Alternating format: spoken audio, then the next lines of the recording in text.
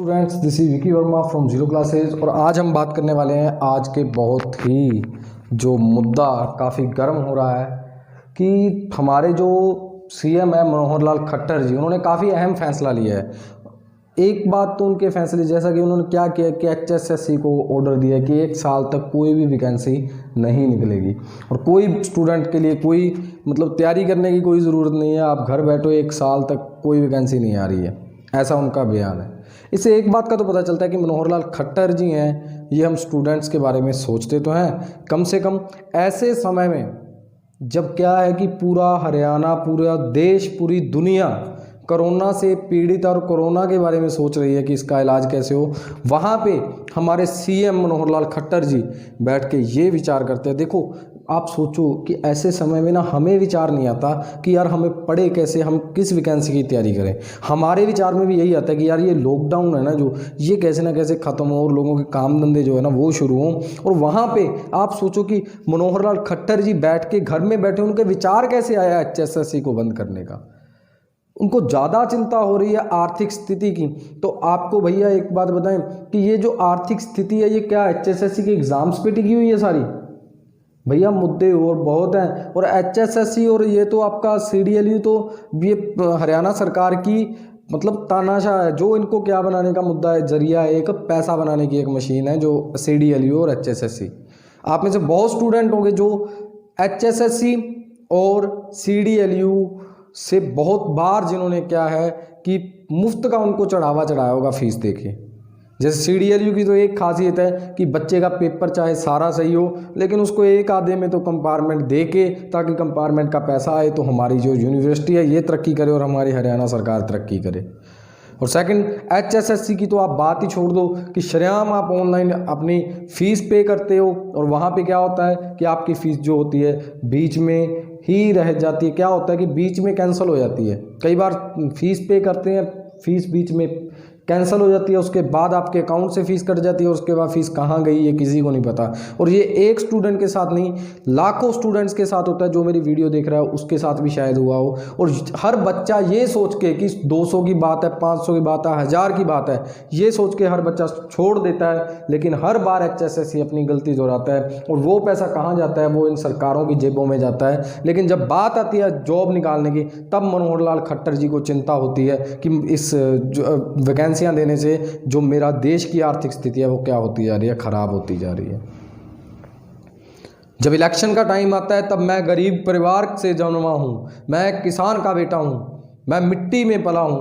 भैया जब मिट्टी को भी हवा लग जाए ना तो वो भी क्या हो जाती है, थोड़ी सख्त हो जाती है, अकड़ में आ जाती है, अकड़ जाती है ना मिट्टी भी। अगर मिट्टी को हवा लग जाए तो हमारे सीएम साहब का भी शायद यही हाल है कि उन्हें थोड़ी हवा ज़्यादा लग चुकी है कि वो तो आज के टाइम में मनोहर लाल खट्टर जी, आप तो बात ऐसे करते हो जैसे इस हरियाणा को क्या पूरे हिंदुस्तान को आपने बनाया हो। कभी ज़िंदगी में आपने बात नहीं की कि जिसके अंदर किसी जनता का भला हो। ऐसे कोरोना के टाइम पे आपको ये चिंता तो हुई नहीं कि जो जनता बेचारी बिना खाने पानी के मर रही है, उसके लिए तो आपका कोई ध्यान नहीं गया। जहाँ पे घर बैठे पूरा कोई लेना देना नहीं था, आपके मन में विचार कैसे आया? और आपको तो आपकी बात का कहें क्या, आप अब कुछ और कहते हो, 4 दिन बाद आप और कुछ कहते हो, आपको कुछ पता थोड़ी चलता है। कितने बयान आपके ऐसे होते हैं कि जो आप बोल देते हो और उसके बाद 4 दिन बाद आप खुद ही अपने न्यूज़ चैनल पे वो बाद में कहते हो कि मेरे से गलती हो गई, मैंने भूल के कह दिया, ये कर दिया, वो कर दिया। ये है। और हमारे माननीय उप मुख्यमंत्री जी दुष्यंत चौटाला जी, उनको किस बात की चिंता है? देखो भैया, जब आते हैं जब आएंगे चुनाव, तो चुनाव के टाइम पे इनको किन की चिंता होती है? भाई हम तो स्टूडेंट के लिए सब कुछ करने वाले हैं, युवा तो हमारे देश का भविष्य है यार, इन युवाओं के लिए हमने सब कुछ करना है। लेकिन जब इलेक्शन जाते हैं तब भैया इनको फिक्र होती है शराब के ठेकों की। किसकी? शराब के ठेकों की। भैया हमारे देश की प्रगति में जो शराब के ठेकों का योगदान है वो किसी और का थोड़ी है। आज जब दूसरे देशों की चिंता बनी हुई है कि अपने जो लोगों को हम रोज़गार कैसे देंगे, वहाँ हमारे देश के इंटरनेशनल चैनल्स पे हमारे जो बड़े बड़े युवा नेता हैं, हमारे बड़े बड़े नेता हैं, ये बैठ के विचार कर रहे हैं किस बात का कि शराब के ठेके खोले जाएं या बंद रखे जाएं। उसे खोला जाए यार, जनता परेशान हो रही है। ये हमारे देश के हालात हैं। और शर्म आनी चाहिए आप सभी को कि जो लोग मेरी वीडियो को देख रहे हो कि आप ऐसे लोगों को सपोर्ट करते हो। ये आज ऐसी बातें इसलिए करते हैं क्योंकि हम लोगों ने इनको बिठाया और आज तक ना तो किसी ने CDLU से अगर किसी ने कुछ मांगा, प्रूफ मांगा है कि अपने एग्ज़ाम का, तो पहले उससे साइन करवा लिए जाते कि वो केस दर्ज नहीं कर सकता। और ये शरेआम तानाशाही नहीं तो और क्या है। आपको आपके एग्ज़ाम देने के बाद जब आपके नंबर पूरे हैं, मार्क्स पूरे हैं, उसके बाद आपको फेल कर दिया जाता है, तो ये तानाशाही नहीं तो और क्या है। CM साहब, आपको जनता ने बनाया है भैया, इसके लिए कसूरवार वैसे कोई नहीं है, इसके लिए कसूरवार आप हो। हमारे दिमागों में भरा गया है कि चुनाव का मुद्दा हमारी एजुकेशन, हमारी नौकरियां थोड़ी होती हैं। हमारे मन में उस वक्त बैठा दिया जाता है कि पप्पू को आपने अपनी वोट देनी है या किसी मर्द को देनी है। अरे यार, हम मर्द, और यहाँ पे कोई कुश्ती थोड़ी चल रही है कि हमने मर्दों को देनी है, पप्पू को देनी है। भैया, ना तो पप्पू काम का है ना मर्द काम का है। अगर इस देश में अगर आप लोग आज बहुत स्टूडेंट्स के देखने को मिल रहे हैं हमें कि HSSC ने ये कर दिया, HSSC में बड़ा दुख हो रहा है। भैया, आगे कौन सा HSSC हज़ारों वैकेंसीज निकालती थी हर साल। आगे भी तो इनका तो एक एजेंडा है। बीजेपी का सबसे बड़ा एजेंडा क्या है कि 4 साल तक कुछ मत करो, 1 साल वैकेंसियां निकालो। अरे यार, वो लटकाते जाओ, चुनाव के बीच में ले आओ और उसी वैकेंसी के बेस पे आपको अगले इलेक्शन जीत जाओगे, और जब इलेक्शन जीत गए फिर उनको 4 साल तक घसीटो। ये तो चल रहा है हमारी सरकार का। और 1 साल वाला कितना का दुख वाली बात है भैया, 4 साल में इन्होंने वैकेंसी तो निकालनी नहीं वैसे भी। तो आप लोग, लेकिन ये है कि थोड़ा सोचो अपने माइंड को। भैया, बहुत कुछ हो सकता है अगर हम अपने दिमाग से, क्योंकि लेकिन ये लोग चाहते नहीं है। ये लोगों ने हमें हमेशा किस में रखना है, हिंदू मुसलमान में अटका के रखना है। भैया, आप लोग सब जानते होंगे कि क्या हिंदू क्या मुसलमान, हमें कोई मतलब नहीं है, हमें किसी से कोई वैर नहीं है। लेकिन हमारे मन में जो ये भर रहे हैं ना, ये सरकार का सबसे बड़ा एजेंडा है। तब मुद्दे क्या होंगे भैया, आप खुद सोचो कि हम 21वीं सदी में चल रहे हैं, जहां पे देश तरक्की कर रहे हैं। दूसरे देश कोई मतलब अंतरिक्ष में जाने की सोच रहा है, कोई वहां पे रहने की सोच रहा है, और यहाँ पे हमारे लोग अभी तक गौ माता को माता मानना है या नहीं मानना, हमें गौमूत्र पीना है कि नहीं पीना, हमें हिंदू मुसलमान करना है कि नहीं करना, हम यहाँ पे सोच रहे हैं। जब तक ये खट्टर जैसे लोगों को आप CM की कुर्सी पर बिठाओगे भैया, तब तक तो यही सोचना पड़ेगा। आप खुद सोचो कि आप एजुकेटेड होके आपको हमेशा आपने क्या किया, आपके साथ हमेशा आपका बहिष्कार होता रहा, आपने आज तक आवाज़ नहीं उठाई। क्यों? HSSC से जवाब मांगो, वो देता नहीं जवाब। क्यों? क्योंकि आप एक हो। लेकिन अगर हम सब जुड़ जाएं, अरे पढ़े लिखों को ही ये सारा सिस्टम चेंज करना पड़ेगा। हर साल इनको याद रहता है कि HTET का एग्ज़ाम लेना है, लेकिन कभी ये क्यों नहीं याद आता कि HTET की वैकेंसी भी निकालनी है। कि जहाँ पे इनको पैसा बनता है वो इन्हें याद है, जहाँ पे नहीं बनता वो इन्हें कभी याद नहीं। और आप लोग भैया, हमारे हरियाणा की सबसे बड़ी प्रॉब्लम क्या है कि हम लोगों में एकता नहीं है, हम लोग सोचते नहीं हैं। और एक बात और बताऊं कि मिडिल क्लास, हम लोग हमेशा क्या सोचते हैं कि मिडिल क्लास वाला कुछ नहीं कर सकता। भाई, गवर्नमेंट जॉब के लिए अगर भागता है तो मिडिल क्लास फैमिली का बच्चा ही भागता है।